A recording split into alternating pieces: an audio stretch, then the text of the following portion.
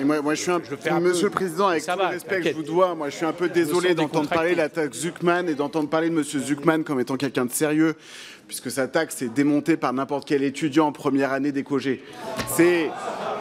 Alors, je vais essayer de vous expliquer les choses avec un petit peu de mesure. Si Bernard Arnault, effectivement, était assujetti à Zuckman, Bernard Arnault, dont je le rappelle, paye 50% d'IS sur son chiffre d'affaires français.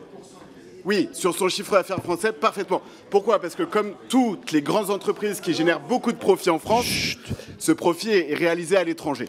Voilà, donc si M. Bernard Arnault se trouve dans l'obligation de payer cette taxe, qu'est-ce qui va se passer? Il va vendre des titres. Alors, qu'est-ce qui va se passer s'il vend des titres? La valeur de ces titres vont baisser, l'offre et la demande. Donc, la valorisation d'LVMH va baisser.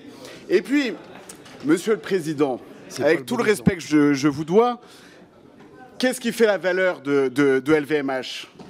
C'est aussi Bernard Arnault. Voilà. Et moi, franchement, quand j'entends ce que dit M. Verny sur Gabriel Zuckman, je suis choqué. Et je pense comme beaucoup de gens parce qu'il y a encore quelques semaines, le président de la Commission des Finances organisait un colloque avec Joseph Stiglitz, qui lui aussi est prix Nobel, et qui était... Oh là là. Mais Monsieur Verny, quoi, c'est bon, quoi. Les provocations, sinon, ça suffit. Joseph Stiglitz qui approuvait le principe d'une telle taxe. Et moi, je vous le dis, je suis surpris par la charge caricaturale, brutale d'un certain nombre de détenteurs du capital et de leurs relais d'opinion. Je pense notamment à Bernard Arnault, qui a expliqué que M. Zuckman était d'extrême gauche. Il faut quand même arrêter...